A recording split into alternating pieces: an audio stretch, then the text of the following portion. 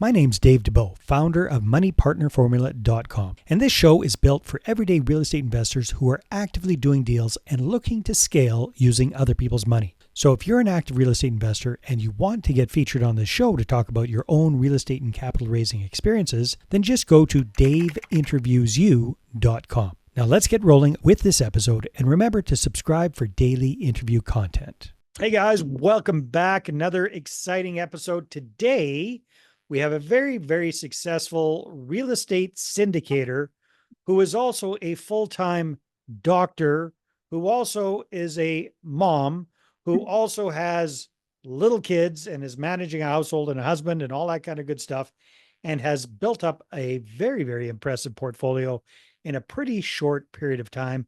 And judging from the looks of her, is balancing everything pretty well. So Lindsey Duguet, welcome to the show. Great to have you. Thank you so much for letting me come on here. I appreciate it.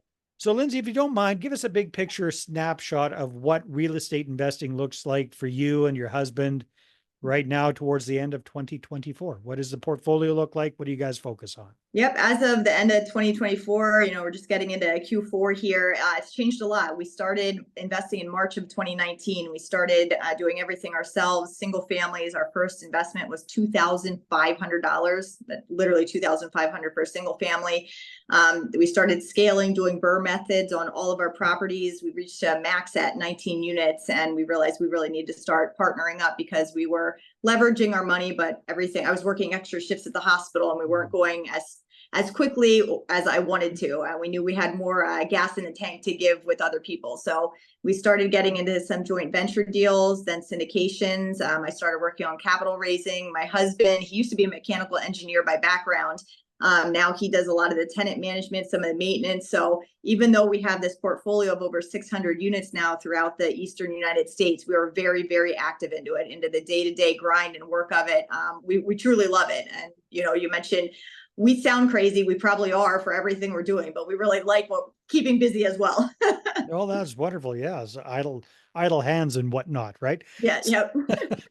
Right. Yeah. Okay. So you guys went from single family homes and BRRRRs and stuff. Now you're into syndications and whatnot. What role do you and your husband play in these syndications? You say you're active investors. What does that look like? All right. Yeah. So two separate roles. We have the common goal of making generational wealth for ourselves, our children. You mentioned we have kids. As of October 2024, we have a 7-year-old, a newly minted 6-year-old, and our youngest is turning 3 on Thanksgiving. So they're pretty young kids. We're really in the thick of it here. And the last one's getting potty trained right now, almost out of diapers. So we joke that I'm more the front end. I like to talk to people. I like to come on the podcast.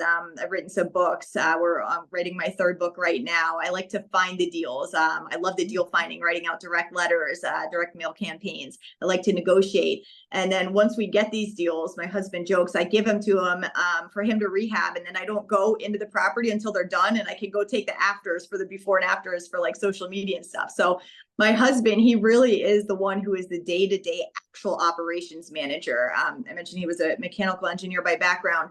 He's a master underwriter. I mean, this guy's brain works in a whole different mathematical way than mine does, really. I'm more the artist, visionary, and he is the numbers guy.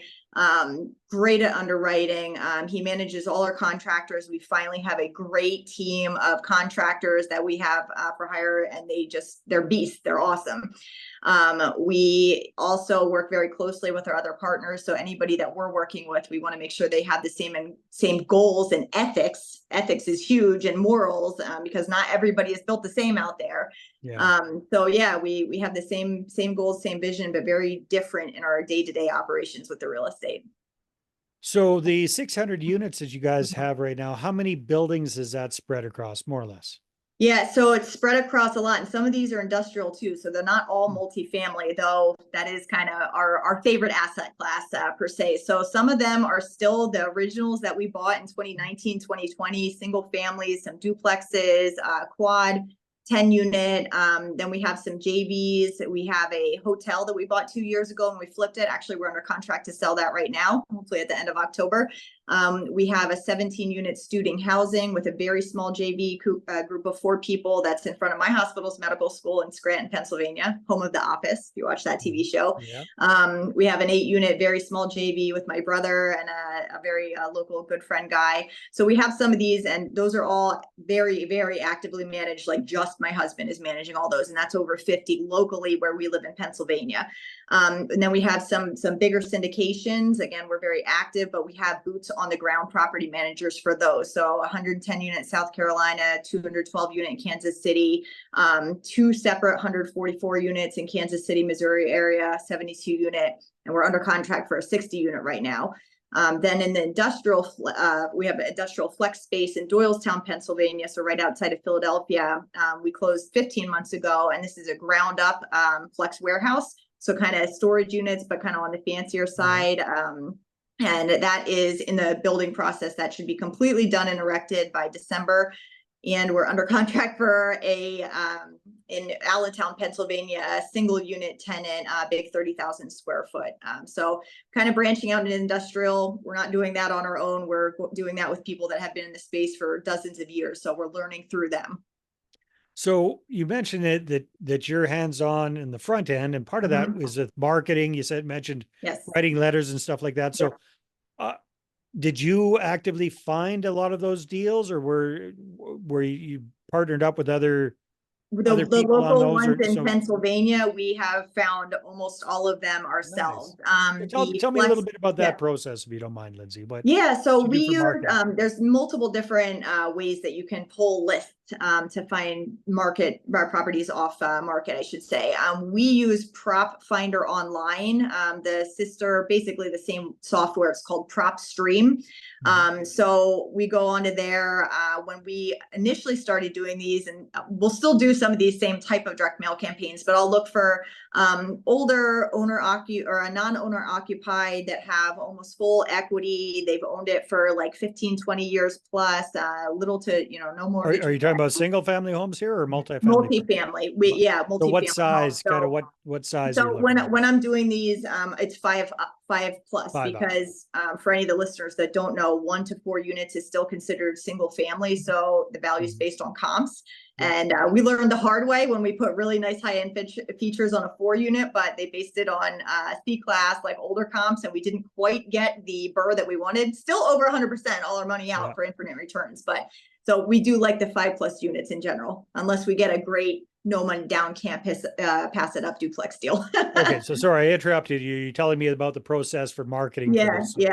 So we'll pull these lists, and you can change around. It's like a cocktail, right? There's so many different combinations that you can look for on this Prop Stream or Prop Finder. You can look for pre-foreclosure. So people that have a pain point, right? So we'll send out the letters. They're handwritten. So I'll take an envelope, write their full address. I do this. You're finding the time for this. Holy smokes. Well, I've recruited my 7-year-old. His handwriting has gotten much better now. So he has gotten very good about folding letters, stuffing them, and putting the stamps on. And he started. Well, and I'll guarantee that if a 7-year-old addresses the letter, it'll get opened. People go, "What the heck is this?" We'll have to start putting some stickers on there, like a nice bear or rainbow or unicorn sticker or something. That'll definitely get 100% success rate. So you're not doing huge volume with these. So kind of like how many batches of what do you? These are max 50 to 200. I think the biggest was a 220 batch that we send out. So yeah, I mean, you can definitely get paid for services that'll do it for you. But I don't know. I still like some of that hand-drawn element and personal touch. Well, you get me, it's part of the open rate's huge. Okay, so you come out. Let's say you got a batch of 100 that you guys are doing. Are you personalizing each one of those letters, or is it kind of like a form letter type thing? What does it look like? So the actual what's inside the envelope, it's a draft, and then I'll put their personal name, the personal address, and then I'll hand sign it. Some of the ones that I really want, I like one of my hobbies. I find 4-leaf clovers. I'll put like a 4-leaf clover in there too. Like I really want to get that personal touch. So those get really good response rates. I bet it does. Very, very.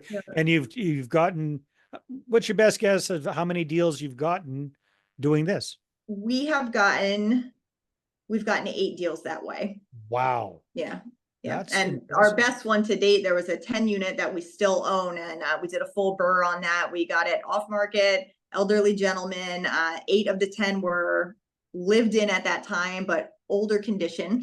And we ended up pulling out 275% of our initial capital in that. So I sat in my husband's truck crying when we got a check for $300,000. And remember, refinances, they're tax-free. And I'm like, man, this is more than I made my entire like net as a physician last year. And we did this in 16 months. Oh, that is beautiful. So I'm a bit of a marketing nerd, Lindsey. So that's why I'm digging down this path. I just find it fascinating. Okay.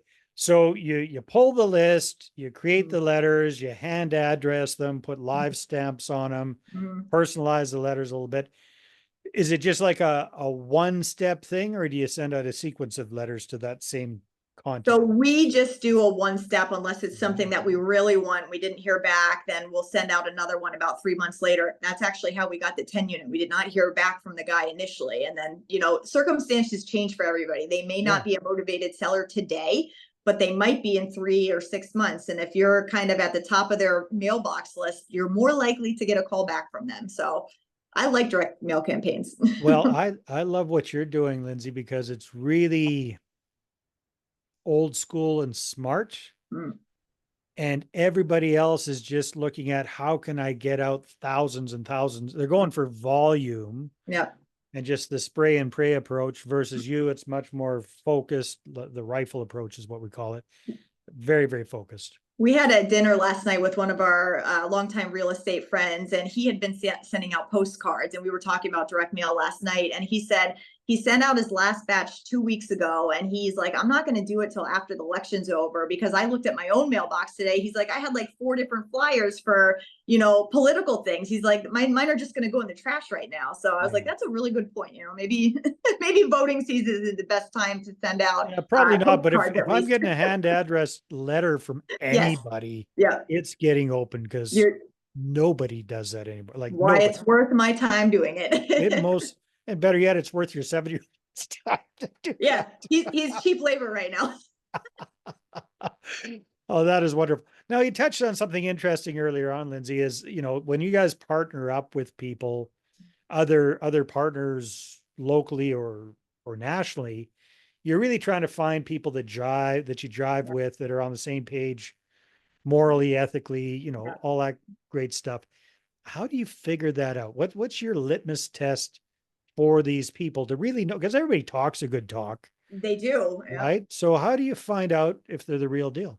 So I'll start by saying it's very hard, and we've been burned because we've maybe are too trusting. My new motto is trust but verify everything. So one of our very good partners in California, and we didn't know till after it, we did a JV with him, but he said he actually does background checks on any potential partner that he partners with. I was like, wow, what a good idea. We do background checks on tenants. Like, we're going to start doing background checks on anybody new we may be considering partnering with.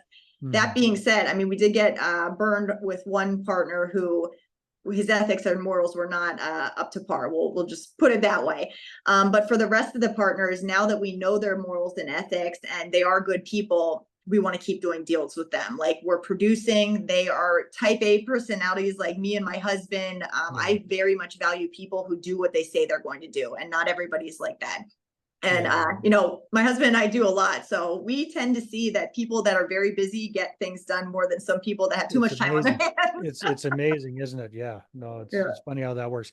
Lindsey, time flies when we're having fun. This has been fascinating. I really want to thank you for sharing that old school direct mail strategy that's gotten you 8 deals. Yeah. And I don't know how many of these campaigns you've done, but I'm guessing you're not doing them every week kind of thing. Oh gosh, no, we usually do them every 6 months. Like I say, if there's a couple properties we really want, we'll send out a couple very specific letters every few months. But I'll just kind of get a bug every now and then. I'm like, it's been a while since I've had people reaching back out to me. And again, it's kind of the thrill of the hunt for me. I really enjoy doing it. No, that is so cool. Lindsey, if people want to connect with you and find out more about what you're up to, where can they go? What should they do? So a couple of different ways. I'm the only Lindsey Duguet on Facebook, unless somebody made up a fake account on me. You can go to cloverkeycapital.com. That's my husband and I, our personal website, where you can find out any deals that we may have open to the public or partners as we get to know you as well. And my other business partner, Lauren Zeminski, and I also do a coaching business for potential people who want to get into real estate. And that's at academy.mindshift2, the number 2 millions.com. Very cool. Well, Lindsey, keep up the good work. Keep going. Keep busy. It sounds like you're having a blast. We're You're having doing fun. doing very, very well with it. Thank you so much. All right, everybody, take care, and we will see you on the next episode.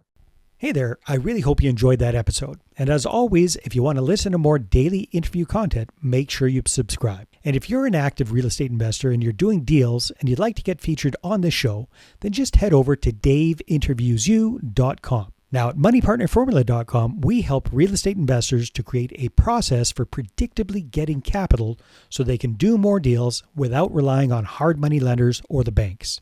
We do this by building them a private capital marketing system. Now, if you want help turning yourself into a big money capital attraction machine, then book a call with our team to see how we can help. Just visit moneypartnerformula.com to find out more. All right, take care, and we'll see you on the next interview.